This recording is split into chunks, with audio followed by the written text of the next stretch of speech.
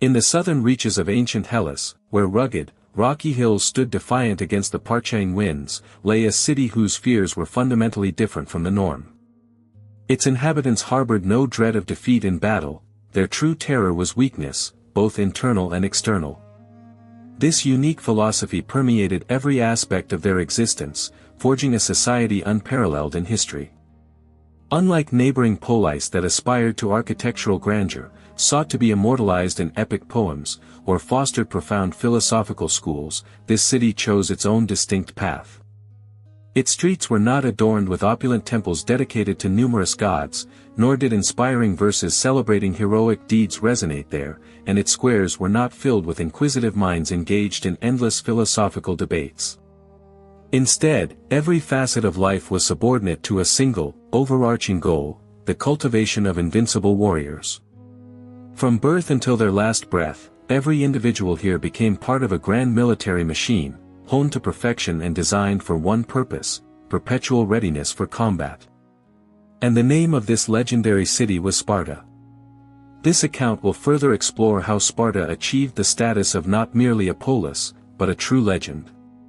The reader will discover its genesis from a tapestry of ancient myths, bloody conquests, and the fateful reforms of Lycurgus, as well as how young men were transformed into unyielding hoplites, passing through a crucible of pain, cold, and austere silence. It will reveal the secret of how an army, devoid of luxury and gold, became the embodiment of Hellenic military might, and why, at the very heart of the Spartan system, there was no room for doubt, only an unwavering sense of duty. Particular attention will be paid to the Peloponnesian War, where Sparta and Athens clashed not only for hegemony but for the right to be the true voice of Hellas.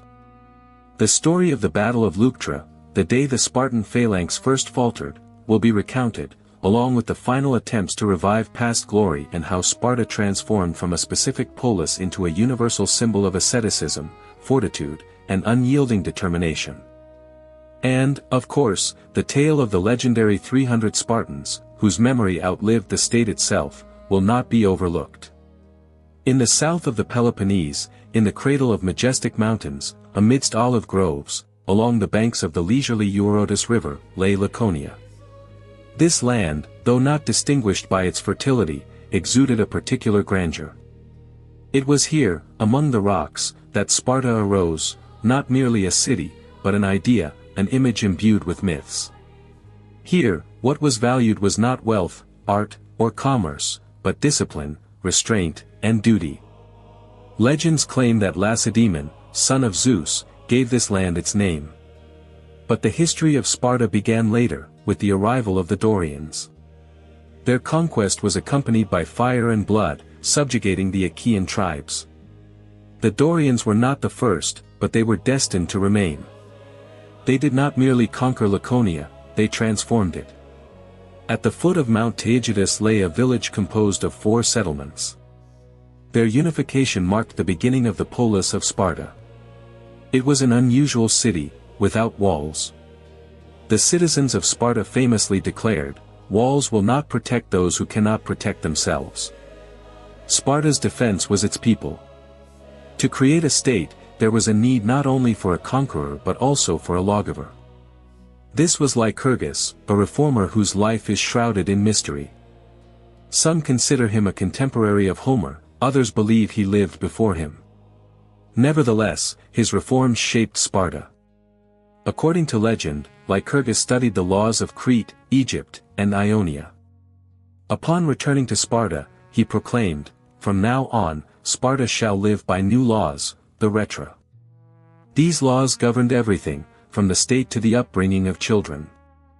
Lycurgus, the legendary lawgiver of Sparta, aimed for a radical transformation of society, establishing a system where individuality was sacrificed for the common good. He proclaimed equality among citizens, though in a rather peculiar fashion. Each Spartiate was allocated a plot of land, cultivated by helots, who were disenfranchised serfs, creating only a semblance of social justice. The monetary system was reformed, gold and silver were removed from circulation, replaced by cumbersome iron bars, which was intended to suppress the desire for luxury and enrichment. Lycurgus established the Gerousia, a council of elders, and the Apella, a popular assembly, yet real power remained concentrated in the hands of the ruling elite. A unique feature of the Spartan political system was its dual monarchy. Two kings, representing different dynasties, ruled simultaneously, serving as a kind of check and balance.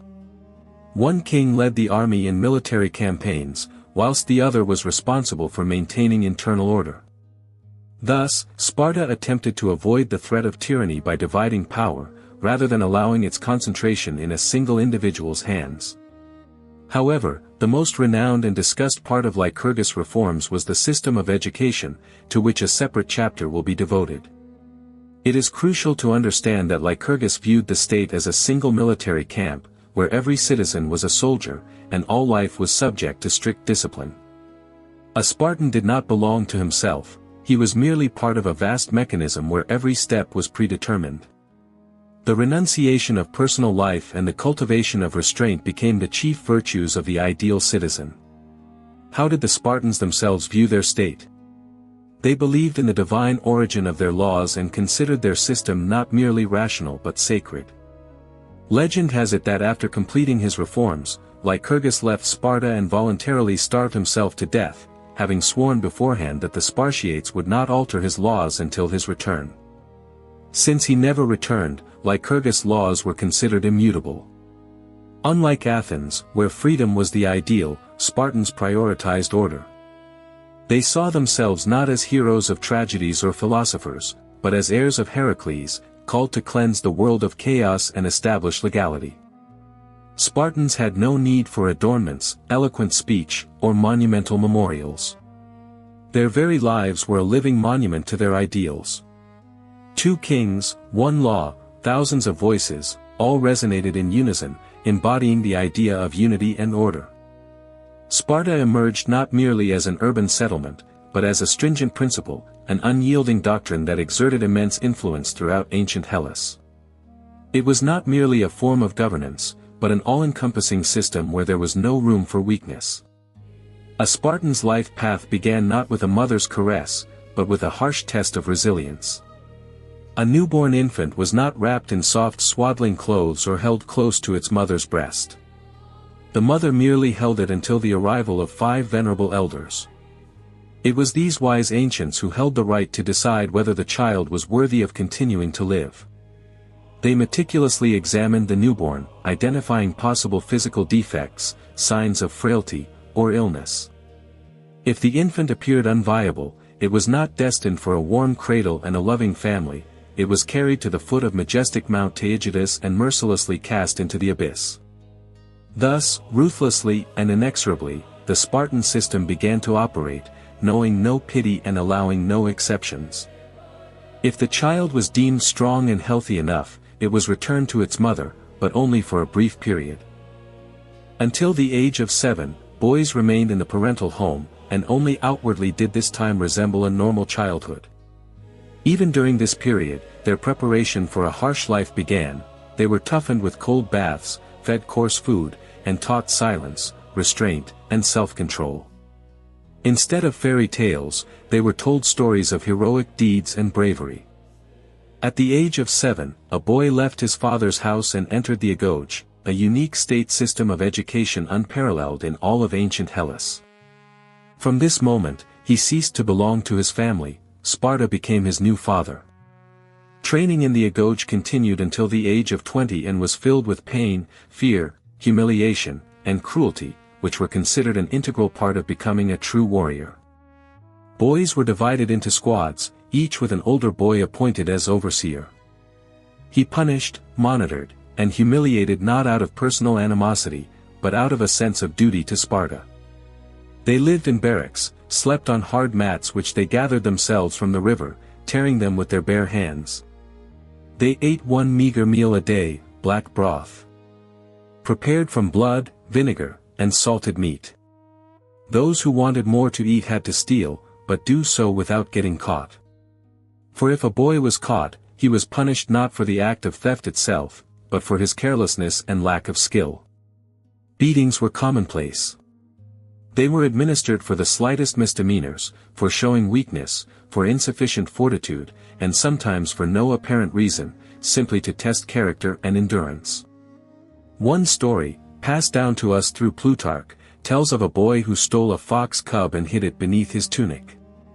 When the overseer approached him, the boy stood motionless, not uttering a sound, even as the fox tore at his stomach. Immersion in silence. However, the ascetic upbringing in Sparta was not limited to deprivations alone. Young Spartans were meticulously prepared for military service, with attention given to gymnastics, choral singing, and even rudimentary reading and writing skills. Particular importance was attached to laconicism, the ability to express one's thoughts briefly and to the point.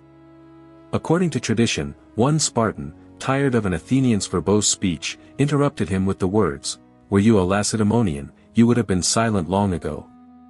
Silence was valued as a virtue, words were regarded as a sharp weapon, and foolishness was considered a grave sin. Upon reaching 18, young men underwent the Cryptia, a mysterious initiation rite. Chosen individuals were sent to the countryside, where, in complete solitude, they were to track helots, instilling fear in them and, if necessary, committing killings. Success was determined not by the number killed, but by the ability to remain undetected. At 20, Spartans became full-fledged warriors, yet even then, they were not permitted to live with their wives until the age of 30. Their lives were dedicated to service, communal meals, barracks life, and incessant training. Even after marriage, a Spartan had to secretly slip away to his wife in the dark of night and leave her before dawn. In this way, Sparta maintained a spirit of strict discipline even in intimate matters. But not only young men were subjected to trials. Spartan girls also received an education and underwent serious physical training, including running, wrestling, discus throwing, and weapon dances. The purpose of this was not participation in military actions, but preparation for giving birth to healthy and robust offspring. A woman had to possess strength, directness, and the ability to endure pain.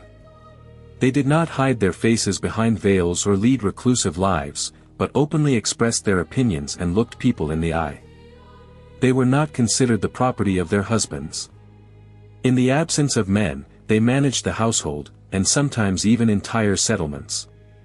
They possessed a sense of self-worth and spoke in their own distinct manner. When a Persian ambassador inquired why Spartan women wielded such power, he was told, "Because only we give birth to men." Marriage in Sparta was less a matter of love than of state importance. Young people were united not based on feelings, but on strategic considerations. The main goal was to produce a worthy Spartan. If a husband proved insufficiently strong, the state could permit the wife to conceive a child with another man. Everything that served the survival and prosperity of Sparta was considered permissible. Thus was born a unique nation, whose greatness was forged not by the blood of heroes, but by relentless selection. One was not born a Spartan, one became one, passing through a crucible of pain, unquestioning obedience, and unshakable pride. In this system of coordinates, there was no room for pity, but strength was elevated to an absolute. It was thanks to this strength that Sparta soon made its presence felt throughout Hellas, becoming both a terror and an object of admiration. When the imagination conjures Sparta, the first image that comes to mind is its army, impeccable ranks of warriors in crimson cloaks, bronze helmets crowned with distinctive crests, shields proudly bearing the letter Hell, the symbol of Lacedaemon. Yet, beneath this impressive picture of outward might lay not merely a military machine. Its foundation was a complex social structure in which absolutely everything, from the humble daily ration to the most intimate aspects of life, was subordinate to a single, all-consuming goal, to be perpetually ready for war. Every Spartan was a hoplite, a heavily armed infantryman who formed the steel backbone of the invincible phalanx. His armament was simple, yet in the hands of a trained warrior, it became a formidable weapon, a round bronze shield, intended less for individual protection than for covering a comrade, a long spear with a weighty tip, a short, almost toy-like sword, brought into play only when the formation broke and the battle devolved into fierce hand-to-hand combat. The Spartan's primary weapon was iron discipline. In the phalanx, there was no room for individual heroism. A warrior who surged ahead endangered his comrade, one who retreated shattered the formation. Victory was not won by the physically strongest, but by those who held the line with flawless precision. Spartans did not laud those who stood out from the crowd, they valued those who were like everyone else, perfectly precise and reliable.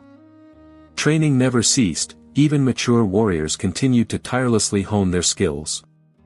They wore no adornments, shaved no beards, contented themselves with monotonous food, and lived in uniformly modest conditions. This was not punishment, but the embodiment of their ideal. On the battlefield, Spartans moved in absolute silence, without a single shout, without the slightest commotion. Only the measured tread of footsteps and the muffled clatter of shields could be heard.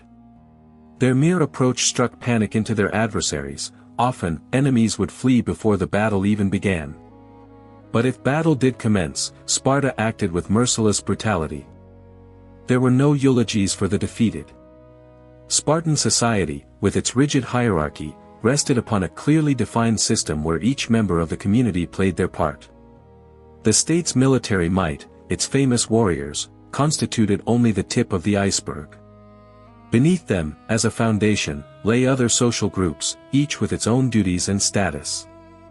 The most numerous and oppressed class were the helots. They could not simply be called slaves, they represented something between free people and disenfranchised serfs. Descendants of the inhabitants of Laconia and Messenia, captured during bloody wars, they toiled in the fields, providing Spartans with food, performing all the heavy labor. Without their work, the entire system would have collapsed. However, despite their significance, helots were deprived of any rights. A helot's life was worthless, a Spartan could kill one without trial or consequence. To keep them in subjugation, helots were subjected to constant humiliation and abuse. Each year, the ephors, Sparta's highest officials, declared a symbolic war on them, allowing Spartans to kill helots with impunity. Young warriors underwent an initiation rite, the so-called cryptia, which involved secretly hunting helots to instill terror and keep them in fear. But despite the brutal terror, the helots did not disappear. They rose in revolt, showed incredible resilience, survived, and ultimately played a role in Sparta's downfall. However, not only warriors and helots defined the character of the Spartan polis. Women and elders held a special position in society. Spartan women, unlike women in other Greek city-states, enjoyed relative freedom and influence. While men fought, they managed the home, raised future warriors, and commanded respect, sometimes even fear.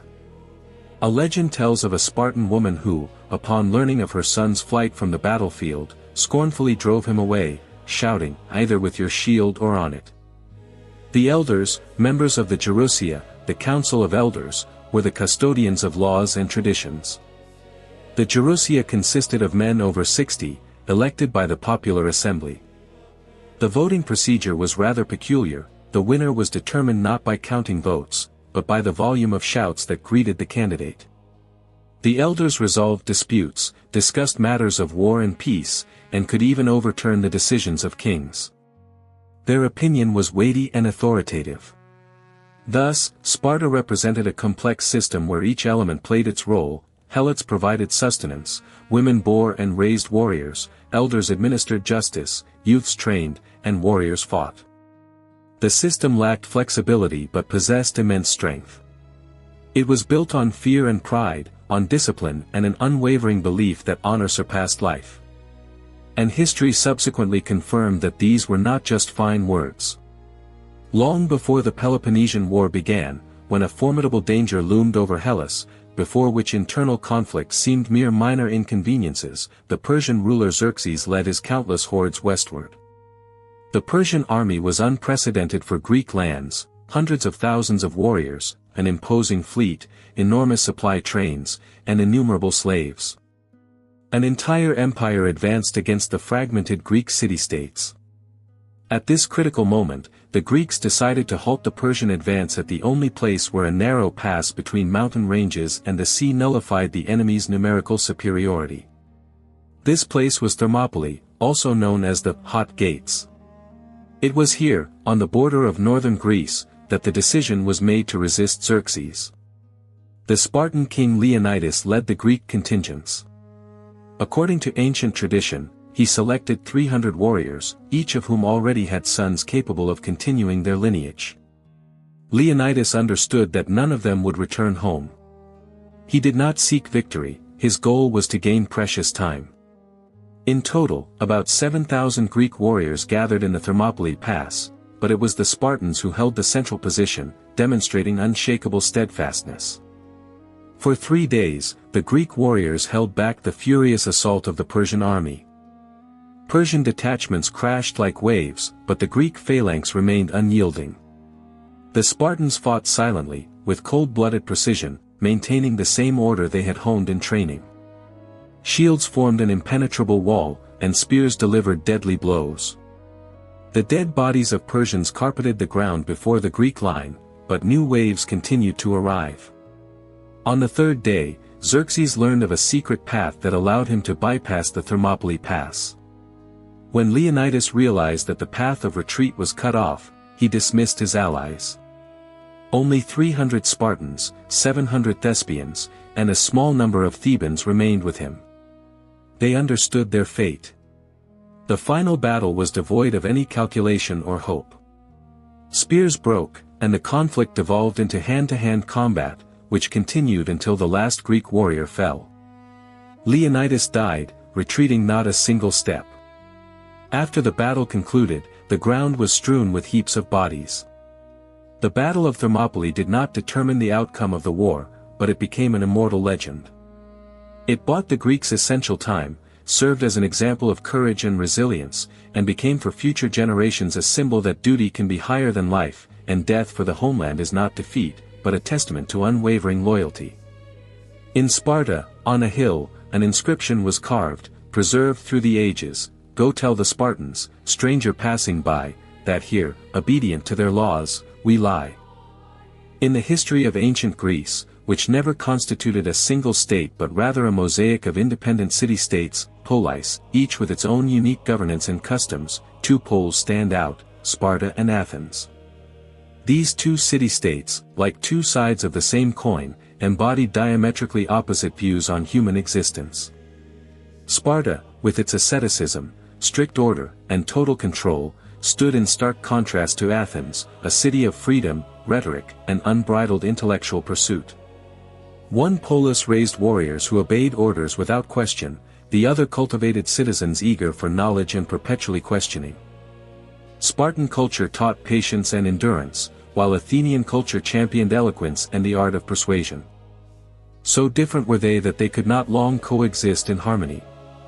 Their alliance proved mutually beneficial, particularly during the Greco-Persian Wars, when the Spartan army and Athenian navy jointly defended Greece from the eastern threat. However, after the victory over the Persians, their paths diverged. Athens, leading the Delian League, initially formed to protect Greek city-states, gradually transformed it into an instrument of its own dominance. The Athenian Empire expanded not so much through conquest as through financial contributions, political pressure, and naval supremacy.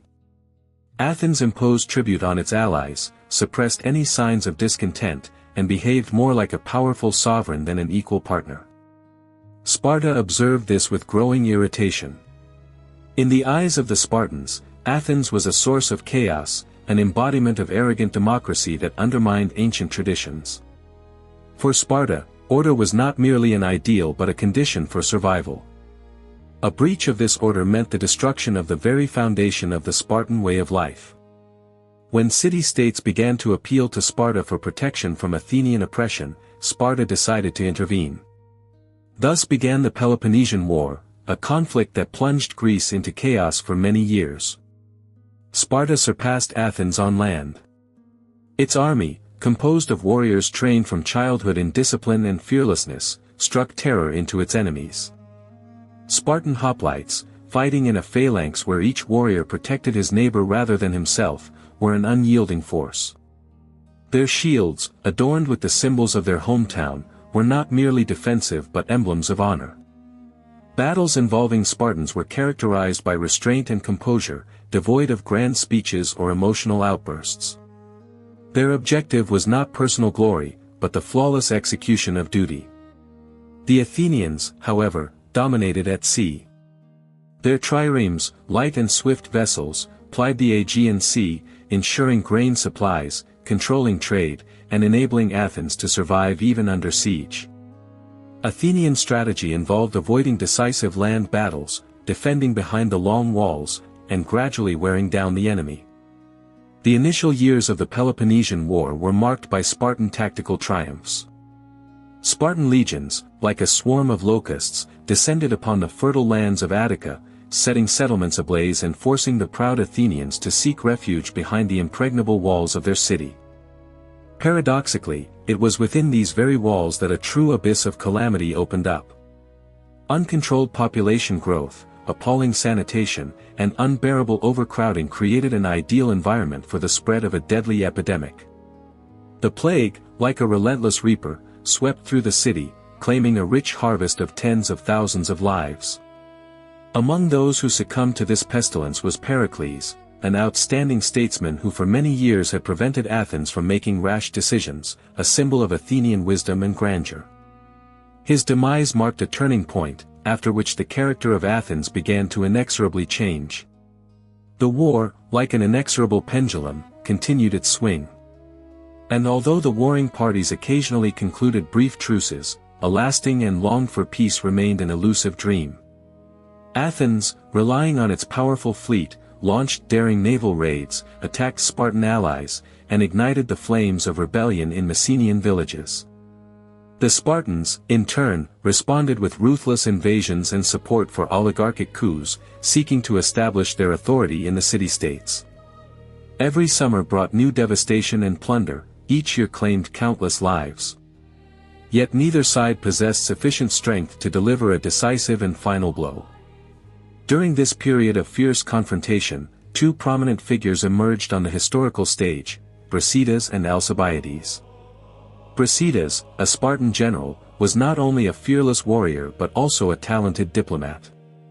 He possessed a rare gift of persuasion, capable of winning cities over without a single sword stroke, capturing their hearts with his speeches and unblemished integrity. In intellect and manner of expression, he was almost the equal of the Athenians, but at heart, he remained a true Spartan. His death in battle against Cleon, an Athenian strategos, demagogue, and fierce opponent of the aristocracy, was symbolic. Both fell on the battlefield, and both left behind a gaping void.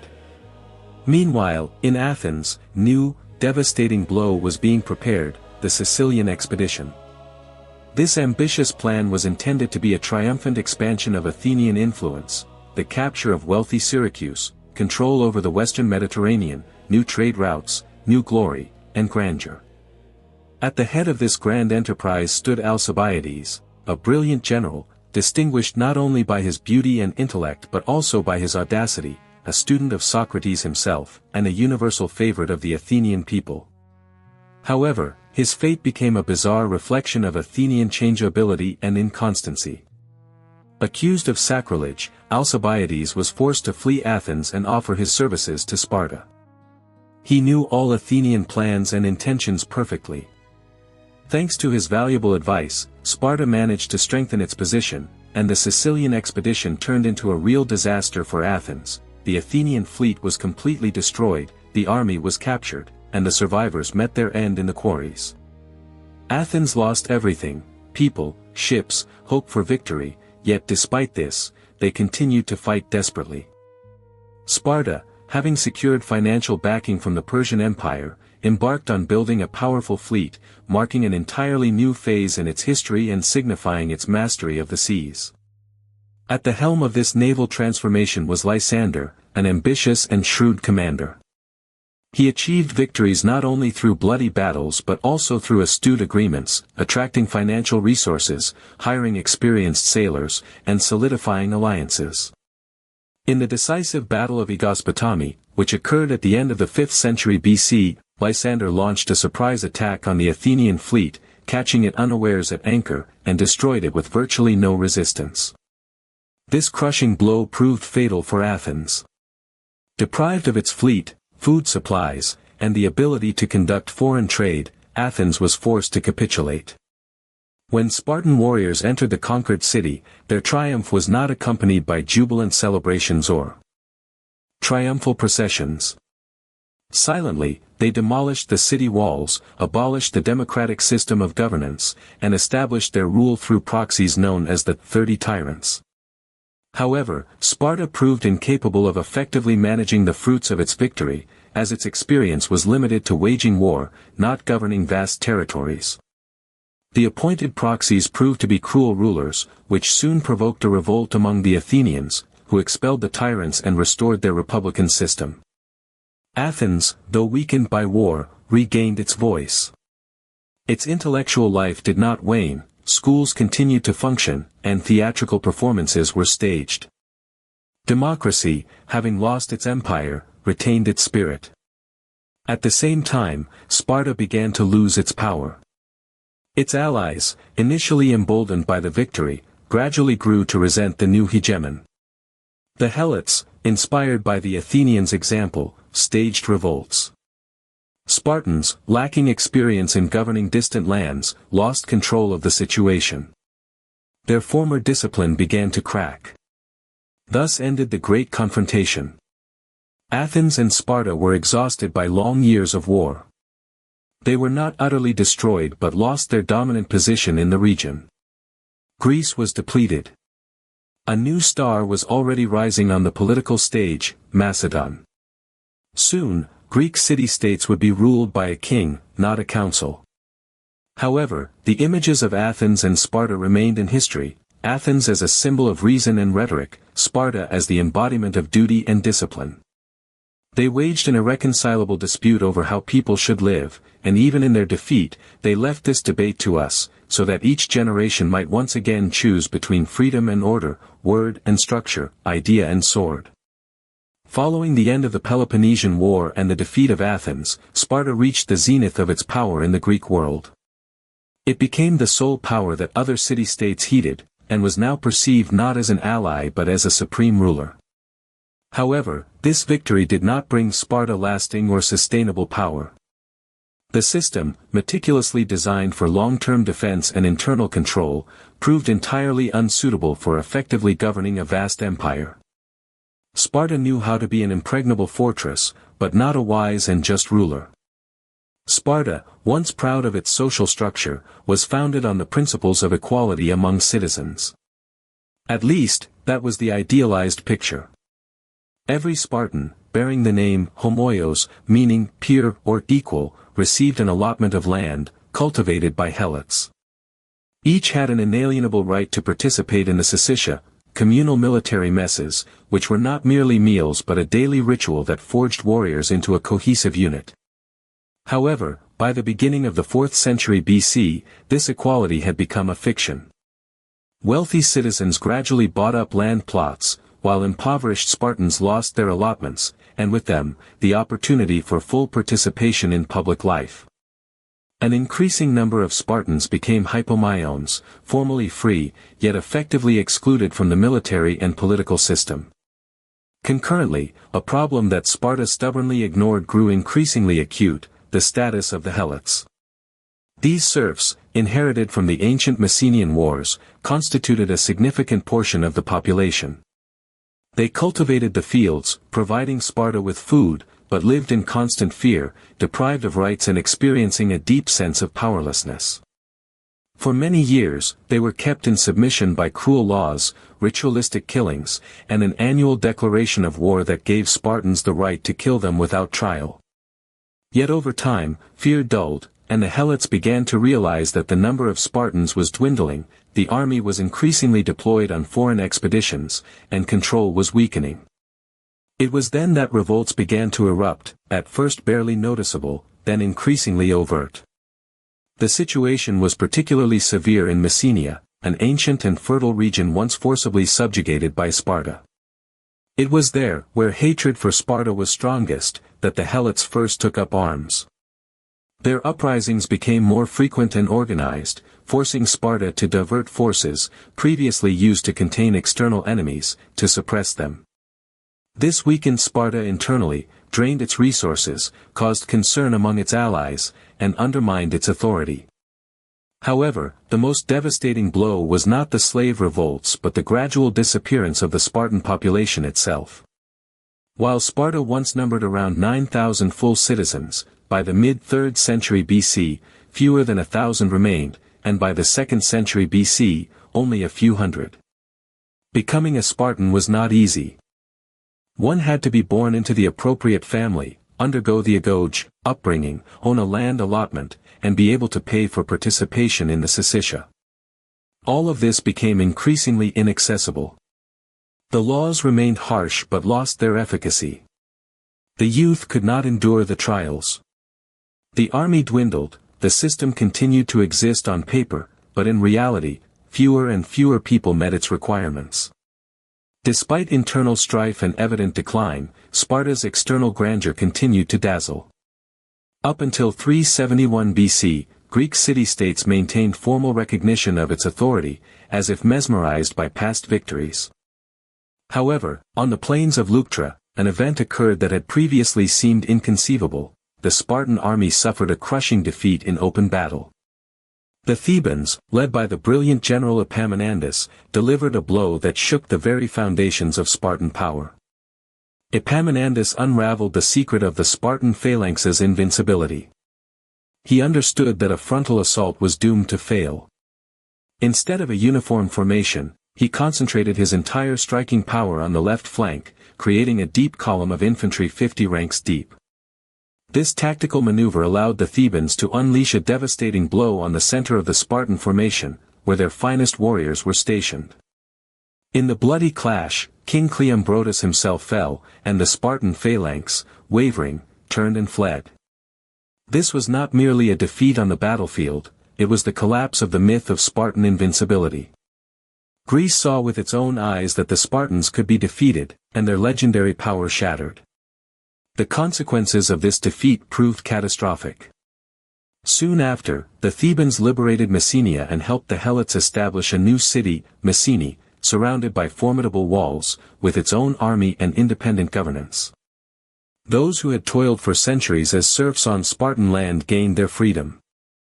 The blow to Sparta was not only military but also symbolic. A state built on enslavement lost its very foundation. The Helots departed, leaving the land without laborers. The old order collapsed. Yet even after this devastating blow, Sparta failed to re-evaluate its system. It continued to cling to outdated norms, despite their manifest ineffectiveness. Society descended into a mire of decay, yet no one dared to alter its essence, whether from fear, pride, or a blind belief in the need to endure. This persisted until a man emerged who was willing to attempt the impossible. Cleomenes III, who ascended the throne at the end of the 3rd century BC, was one of the last Spartan kings to attempt to restore the city's former glory. He recognized that only radical reforms could halt the decline. Cleomenes abolished debts, redistributed land, increased the number of citizens, and reinstated the agoge and participation in the syssitia. He sought not merely to reform Sparta, but to revitalize it, to breathe the spirit of its ancestors back into it. However, his reforms met with fierce resistance both within Laconia and beyond. The Achaean League, and subsequently Macedon, opposed him. In 222 BC, at the Battle of Sellasia, Cleomenes' army was decisively defeated. The king himself fled to Egypt, where he soon took his own life.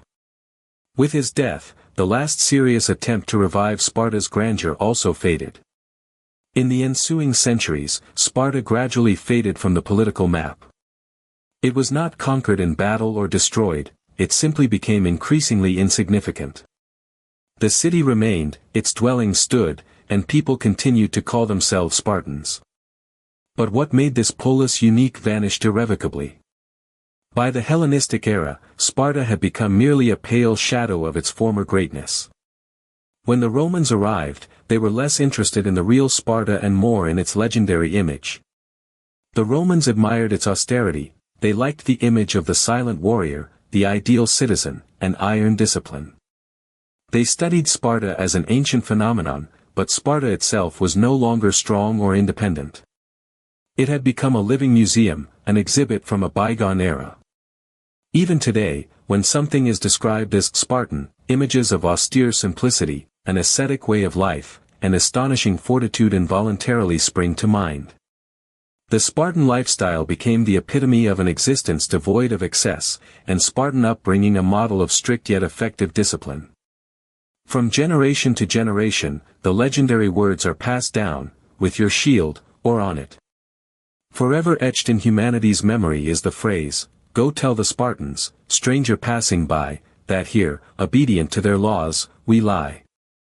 This enduring legacy is truly remarkable, especially considering that the ancient world of Hellas was full of other city-states. Often, these polis surpassed Sparta in economic prosperity, intellectual development, and political influence. Yet it was Sparta that managed to imprint itself on collective memory not merely as a geographical name or a political entity, but as an unwavering idea.